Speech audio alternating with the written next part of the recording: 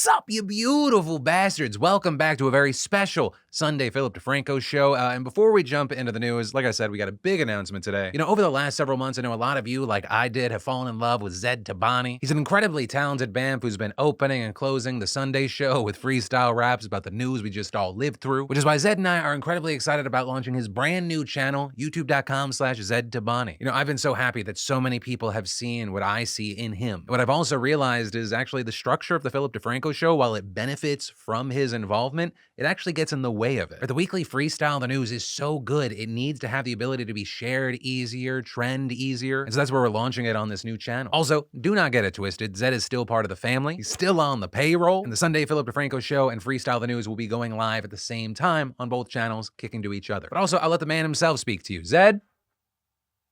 Zaid? You go subscribe to this man's channel right now, youtube.com/Zaid Tabani. You're getting Freestyle the News. You're getting so much more. Also, it's okay. I know that I just Where am you. I? Jesus. I'm so scared. This is like an ISIS thing? I don't know. Stop, what? I'm Vanilla ISIS. That's what they're going to call me now. Vanilla ISIS. Wait, is that my rap name? That is your rap name. Thanks. Yeah. Ugh, Zaid Tabani and Vanilla ISIS. No. We're not allowed in airports. But honestly, you need to go subscribe to this channel right now. I don't fuck with a lot of people. I fuck with Zaid. Honestly, I think of myself very highly. I think, honestly, your way of putting out the news is my favorite way. Really? Yeah. Oh, man. Thank you.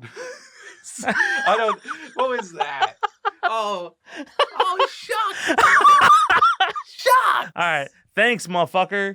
Appreciate it, bro. But no, I'm pumped for the new channel. I'm pumped to see what you do with Too Soon Crew as far as like releasing. I know you have way too much unreleased stuff that I have like 50 people. to 70 tracks I've not released at all. Yeah, so it's gonna be awesome. I'm excited to see what else you do in addition to Freestyle the News. Yeah. But know that Freestyle the News is still happening. Go now. It's awesome. New channel, new shit.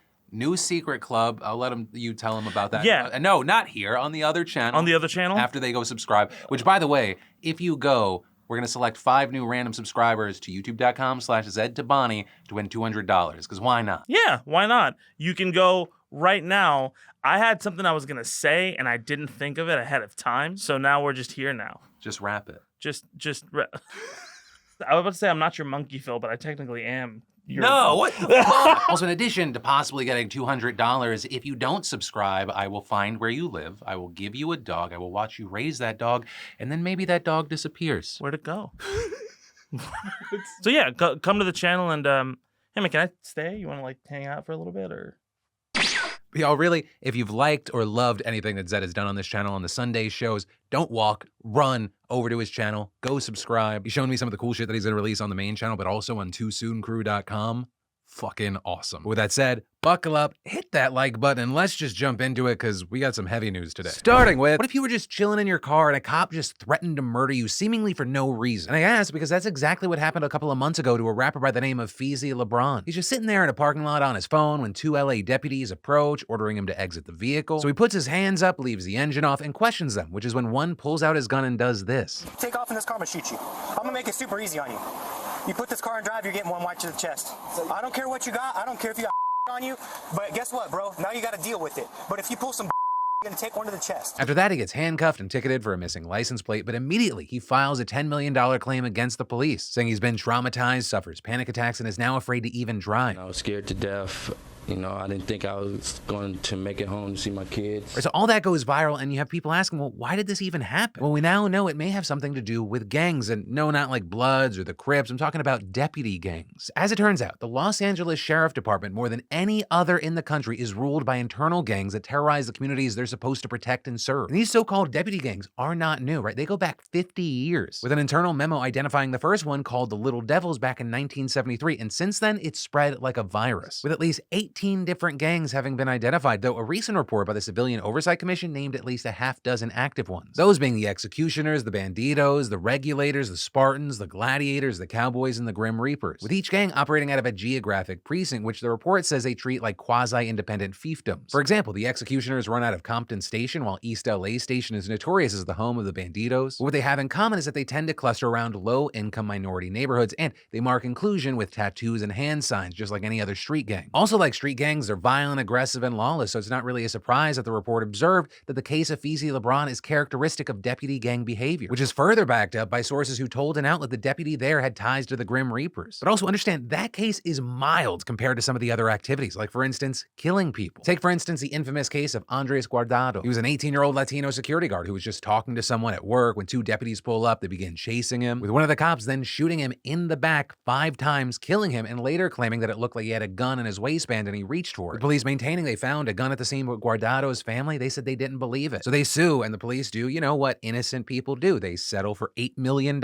You know, innocent cop behavior. With a whistleblower later testifying under oath that the deputy who shot this young man was seeking to join the executioners. Or because these gangs require new recruits to initiate themselves by performing some violent act against the community, often shooting someone. So prospective gang members have deliberately followed someone they believe to have a gun so a confrontation would occur. Or like in another case, deputies transporting a shooting victim to the hospital took a little detour and assaulted them instead. And so you have this long list of dead young men, mostly black and Latino, from Anthony Vargas to Paul Rea to Sean Monterosa, with their mothers and many others protesting and suing the county for their sons' wrongful deaths. And in fact, as of 2021, according to a report, deputy gangs had cost taxpayers at least $55 million in court judgments and settlements. But very often, these criminal cops just get away with what many consider murder because they make the shooting seem justified. With one deputy whose voice was substituted for his own safety telling CBS they plant weapons on the people they kill. There's been multiple occasions where they say, hey, we got a guy that has a gun and he's running from us.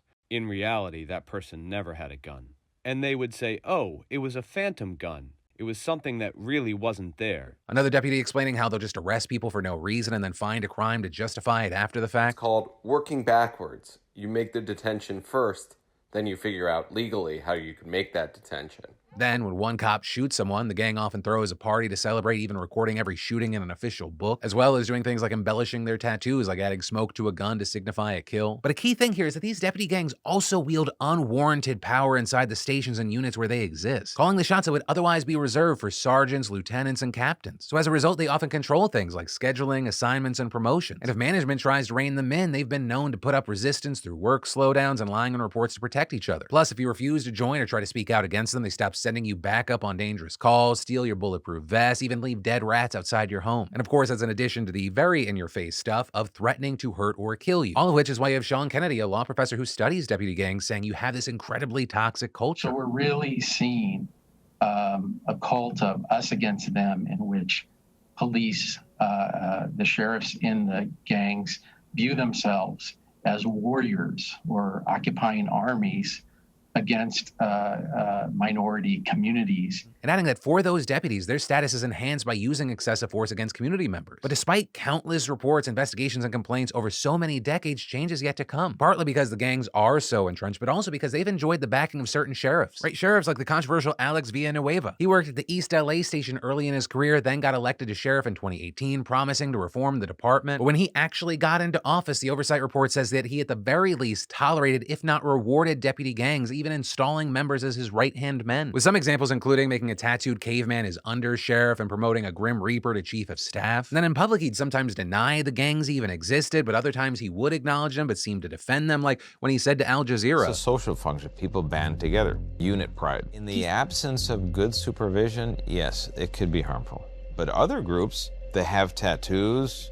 In fact, all of them engage in charitable activities. However, since last November, a new sheriff's in town, and his name's Robert Luna, an outsider of the department who last served as Long Beach police chief. And just last month, he created the Office of Constitutional Policing, which is tasked with eradicating deputy gangs. But of course, all of that's easier said than done. This is a problem that has gone for decades and decades. And during that time, we've heard a lot of reforms floated. Things like prohibiting tattoos, breaking up gangs, and reducing the autonomy of precincts. But the problem in LA just continued to grow and grow and grow. And it's gotten to just such a crazy place because, understand, there are other police gangs that exist elsewhere in the country. But reportedly, no other large law enforcement agency is so rife with them like the LA Sheriff's Department. Right? It is the second largest municipal law enforcement agency in the country. They have this number of officers policing more than 4 million residents. And according to the oversight report, as many as 15 to 20% of deputies agreed to join a gang. But that's where the story ends for now. Obviously, we're to keep our eyes on it. Make sure you subscribe so you can stay in the loop. But with all that said, I gotta pass the question off to you. What are your thoughts here? And then, we hear so many cases about doxing that it's hard to track. I mean, just kind of think for a second. There have been so many high-profile ones over the past few years that it's very easy to forget about them. But privacy isn't just something that influencers and politicians need to be concerned about. It's an everyone problem, but that brings me to the sponsor of today's show, Incogni. Where do people find that kind of information? Oftentimes, it can happen way easier than you might think. Where people search sites like Been Verified and Spokio, scrape the internet for your data, and then with as little as just a phone number, old address, or a name to start them off, complete strangers can buy records containing an alarming amount of your sensitive information. But that's where Incogni comes in. Incogni removes your personal data from these kinds of websites, and they do it automatically in the background. So whether you're concerned about something very specific or you're just privacy conscious, it just makes sense to take advantage of a service that keeps this information private. So just go to incogni.com/DeFranco to learn more, and don't forget to use code DeFranco. The first 100 people to use the code will get 60% off their subscription. And then, so this story starts with a big ol' L, and that is Oklahoma voting against legalizing weed. And the reason this is an L isn't just because now people can't get high to cope with the fact that they're in Oklahoma, but also because they're now missing out on a ton of money that would have funded many essential public services that many residents rely on. But a key thing with this vote is it was not close. Voters rejected marijuana legalization by more than 20%. But if the vote had passed, it would have imposed a 15% excise tax on top of the state's existing 4.5% sales tax for cannabis sales, which notably it has for medical marijuana. What we're talking about right now is recreational. And as far as where that tax revenue would have gone, it would have gone to local governments, courts, public schools, substance abuse treatment, and the general revenue fund. And understand, we're not talking about like small, modest contributions. Right? A study conducted by the Oklahoma Cannabis Industry Association and a law firm estimated that recreational marijuana could have brought more than $434 million from 2024 to 2028. And keep in mind, this would be in addition to the $386 million medical marijuana would be projected to bring in during that same time period. But also, that may be a low estimate, because according to the Marijuana Policy Project, just in 2021 alone, medical and recreational use nationally generated $3.7 billion in tax revenues. And that doesn't even include revenue from local cannabis sales tax that some cities charge. And a key thing to remember is that each state has different policies for how high different tax rates are and how much of the tax revenue is allocated to different programs. But looking into it, it's actually very interesting. For example, in Colorado, they have a 15% marijuana sales tax. And just last year alone, they brought in $325 million, with most of that money going toward education in the state, with one of the most tangible ways that cannabis taxes have been used there being the BEST grant program, or the Building Excellent Schools Today program, which 100% of the state's excise tax on weed is allocated to, with the money going towards construction and building costs for many schools in need. Another good example is back in 2019, lawmakers allocated $25 million in cannabis tax revenue to help school districts set up full-day kindergarten programs, buy furniture, and make other upgrades. And beyond that, a big chunk of tax revenues in Colorado goes to the general fund as well as the marijuana tax cash fund. And that's a key one because they use the money for healthcare and health education initiatives, substance abuse prevention, and law enforcement. Also, I want to share an absolutely wild number with you: $4.6 billion. That's how much California has generated in cannabis tax revenue since 2018. And they've put that money into public services like transportation, except apparently every road I've ever driven on here, as well as public safety and health, libraries, schools, social services, and natural resource management programs. And remember, the tax rate can change. In places like Washington State, they have a marijuana tax of 37%, which resulted in them collecting $515.2 million in revenues last year. In fact, it's so profitable that it actually generated more than double the amount of total revenue than that of liquor sales. And there, almost half of the money went into the basic health fund, which is absolutely key because that provides healthcare for low-income individuals and people who lack health insurance coverage. And Washington's decision to focus on funding healthcare has had a huge impact. According to the Marijuana Policy Project, for every $1 billion in revenue collected from the cannabis sales tax, nearly $600 million of that is funneled into public health initiatives. But also a massive thing to consider is we're just talking about tax revenue. At this point in the conversation, we're not even considering the more indirect things. Or when you, on the lower end, decriminalize, or on the higher end, legalize, you begin treating something as a public health issue rather than a problem for the police to solve. Which is why you have supporters of marijuana legalization pointing to things like, according to a 2013 report from the ACLU, there were over 8 million cannabis-related arrests in the U.S. between 2001 and 2010, a number that horrifyingly accounted for more than half of all drug arrests in 2010, with it also reportedly costing states around $3.6 billion to enforce possession laws. Though notably, that was before any states legalized recreational pot, which is why I'll mention in a follow-up study published in 2020, the ACLU found that marijuana arrests had decreased by 18% from 2010 to 2018. Key thing, that being when only 8 states and Washington, D.C. had legalized it. But even with that, we're still talking about billions and billions of dollars being spent needlessly, in my opinion. Again, and I understand I'm probably preaching to the choir here, but like, it's marijuana. Like, how many lives are ruined every day by alcohol? And they have fucking ads on the Super Bowl. And to bring it back to Oklahoma, this is an issue there. According to reports, still over 4,500 people in the state are arrested each year for marijuana possession. And while yes, thankfully, criminal cases have dropped significantly since medical marijuana was legalized back in 2018, there are still thousands of charges brought up each year. And part of that's connected to how poorly they're doing this first part, because Oklahoma actually has insanely relaxed regulations on medical marijuana, which in turn has contributed to the growing illicit market and thus more law enforcement crackdowns. crackdowns. There's also, and this is gonna shock you, a big racial element to the story as well. Both the 2013 and 2020 ACLU reports found that Black Americans were over 3 times more likely to face arrest for weed-related charges than white people, despite the fact that they used at the same rate. And in Oklahoma specifically, that division is even more extreme, with Oklahomans for Criminal Justice Reform also reporting that Black men were 5 times more likely to be arrested for weed possession and twice as likely to be sentenced than white men. But Oklahomans aren't alone, with voters in other conservative states having also rejected legalization measures, including Arkansas, North Dakota, and South Dakota this past November. This despite general polling continually showing that a growing number of Americans support legalizing weed for both recreational and medical use. But that said, as we're clearly seeing, there are still some strongholds where this is just not going to happen. So obviously, this is something we're going to keep our eyes on. You should definitely subscribe to stay in the loop. But I also want to pass the question off to you. What are your thoughts here? 1, regarding the story in general, but also 2, were you aware of where this money has been going? And so with all that, that's where I'm going to leave you on this Sunday show. Obviously, we had 2 big stories. I'd love to hear your thoughts on either one. But also remember, get ready for another full week of brand new Philip DeFranco shows starting tomorrow. And right now, if you haven't already, go to youtube.com/@ZedTabani. Go subscribe. Not only is there an awesome giveaway, but there's so much awesome content, even more awesome down the pipeline, especially on TooSoonCrew.com. But that said, as always, my name's Philip DeFranco. You've just been filled in. I love yo faces, and I'll see you tomorrow.